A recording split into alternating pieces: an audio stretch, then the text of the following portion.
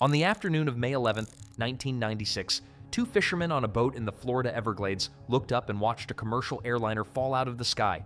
It didn't glide, it didn't spiral slowly, it rolled onto its side, pointed its nose straight down, and dove. Within seconds, it disappeared into the sawgrass below. At impact, the aircraft was traveling at more than 500 miles per hour. There was no fire visible from the outside, no mid-air structural failure. From the ground, the DC-9 appeared intact, but inside that cargo hold, a fire had been burning that no one on the flight deck could see, that no sensor could detect, and that nothing on board could put out. All 110 people aboard ValuJet Flight 592 were killed. The investigation that followed would expose not one failure, but an entire system of them, stretching from a maintenance shop floor in Miami to the offices of federal regulators in Washington. ValuJet was founded in 1992 and built itself on a single proposition: tickets so cheap that almost anyone could fly. It worked. Within 3 years, the airline had grown from 2 aircraft to 52, but the speed of that growth created a shadow. To keep costs low, ValuJet outsourced maintenance and repairs to a network of contract facilities. Its safety record was, by any measure, alarming. Its accident rate was 14 times higher than legacy carriers. Its aircraft made 129 emergency landings in just over 2 years. In August 1995, the Department of Defense rejected ValuJet's bid to transport military personnel, citing serious safety deficiencies. In February 1996, 3 months before the crash, the FAA's own Atlanta field office sent a memo to headquarters recommending that ValuJet undergo immediate recertification. In plain terms, the FAA's own people wanted the airline grounded. It was not grounded, it kept flying. Flight 592 was a routine afternoon departure. Miami to Atlanta, about 90 minutes in the air. The aircraft was a McDonnell Douglas DC-932, registration N904VJ, 27 years old, purchased by ValuJet in 1993. It departed at 2:04 p.m. on May 11, 1996, into clear South Florida skies. 9 minutes later, it was gone. In the left seat was Captain Candlin Kubek, known to everyone as Candy, 35 years old. The previous day had been her birthday. She had been planning to celebrate with friends after the Atlanta trip. She had accumulated 8,928 total flight hours, 2,116 on the DC-9. She was experienced, respected, and careful. She would become the first female jetliner captain to die in a commercial airline crash in the United States. In the right seat was First Officer Richard Hazen, 52, a retired Air Force pilot with more than 11,800 total flight hours. The crew was experienced. The aircraft, though old, was airworthy. There was nothing about this flight that should have ended in the Everglades, except for what was in the cargo hold. Before departure, ground crews loaded the forward cargo compartment with passenger baggage, mail, and company cargo being returned to ValuJet's Atlanta headquarters. Among that cargo were 3 aircraft tires and 5 cardboard boxes labeled oxy canisters, empty. They were not empty. Inside those 5 boxes were 144 expired chemical oxygen generators, the devices installed above passenger seats that drop oxygen masks during a cabin depressurization. Each one is slightly larger than a tennis ball can. They had been removed from 3 ValuJet MD-80 aircraft undergoing maintenance at SaberTech, a contract facility in Miami. Here is what a chemical oxygen generator actually does. When activated, it undergoes a chemical reaction that produces oxygen and generates enormous heat as a byproduct. Temperatures can exceed 500 degrees Fahrenheit. Once the reaction begins, it cannot be stopped.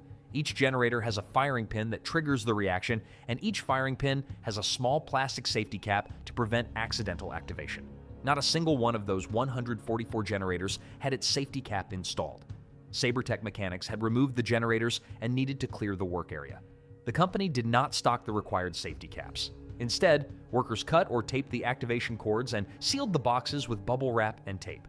The boxes were logged as empty on the cargo manifest and sent to ValuJet's shipping department, which loaded them as ordinary cargo. The ramp agents who placed the boxes in the forward cargo hold had no reason to believe they were handling anything other than empty aluminum canisters. The boxes were placed directly on top of the aircraft tires. The DC-9's forward cargo compartment was a Class D hold, a design built around passive fire suppression. If a fire starts inside, the compartment seals off from outside air, theoretically starving the fire of oxygen until it dies.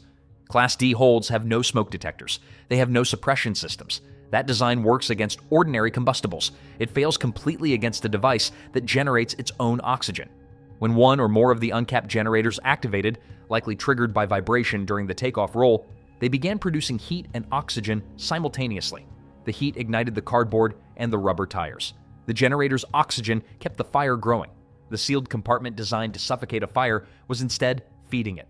8 years before Flight 592 in 1988, the NTSB had recommended the FAA require smoke detectors and fire suppression in all Class D holds after a cargo fire aboard an American Airlines flight that crews had contained only by chance. The FAA had not acted on that recommendation. 8 years had passed. At approximately 2:10 p.m., 6 minutes after takeoff, Captain Kubek and First Officer Hazen heard a loud bang and noticed the aircraft losing electrical power. A tire in the cargo hold had exploded. Kubek immediately called for a return to Miami. Seconds later, a flight attendant opened the cockpit door. The interphone system had been logged as inoperative before departure and reported a fire in the cabin.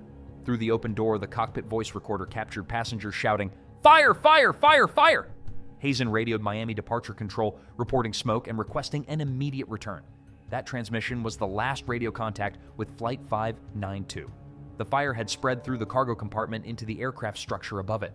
The left side floor beams, directly over the cargo hold and directly over the captain's flight control cables, had melted and collapsed. As they gave way, the aircraft became progressively uncontrollable. Witnesses on the ground described the DC-9 banking sharply, rolling onto its right side and pitching nose down into a near vertical dive. At 2:13 p.m., the aircraft struck the Everglades at more than 507 miles per hour. The NTSB later determined that Captain Kubek lost effective control approximately 10 seconds before impact. There was nothing she could have done. The Everglades swallowed almost everything. Investigators, divers, and airboat crews worked for weeks in water, mud, and heat. More than 70% of the aircraft was eventually retrieved. Many victims were never identified. Among them was Captain Candy Kubek. The final report, NTSBAAR-97/06, adopted in August 1997, named 3 probable causes, and for the first time in the agency's history, all 3 pointed not at the flight crew, but at the systems surrounding them. First, SabreTech's failure to properly prepare, package, and identify the oxygen generators.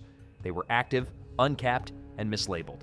Multiple mechanics later told investigators they knew the generators were dangerous. They were shipped anyway, because no one had the safety caps in stock and because speed won over doing it right. Second, ValuJet's failure to oversee its contract maintenance.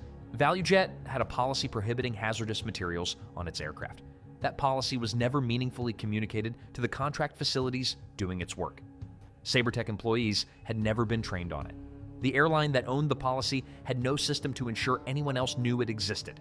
Third, the FAA's failure to require smoke detection and fire suppression in Class D cargo holds.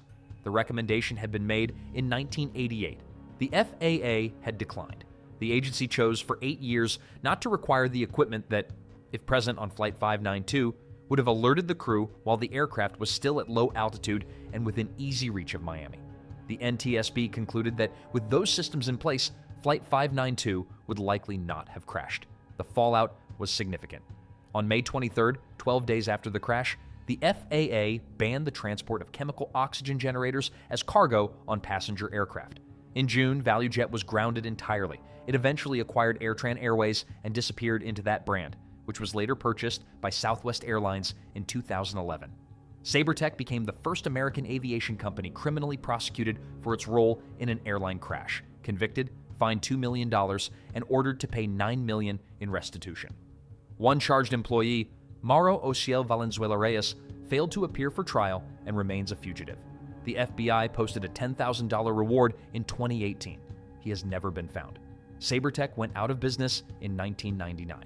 In 1998, the FAA finally issued the regulation it had been recommended to issue a decade earlier: smoke detectors and fire suppression systems in all cargo compartments on commercial passenger aircraft. Congress amended the FAA's mandate, removing the requirement to promote aviation and replacing it with a singular focus on safety. Flight 592 did not go down because of bad weather or a failure no one could have predicted. It went down because expired oxygen generators that everyone involved knew were potentially dangerous were placed in cardboard boxes, labeled as empty, and loaded into a cargo hold with no smoke detector and no fire suppression, on an aircraft operated by an airline whose safety record had been alarming regulators for years. The plastic safety caps that should have been on those 144 generators were a standard item, small enough to hold in one hand.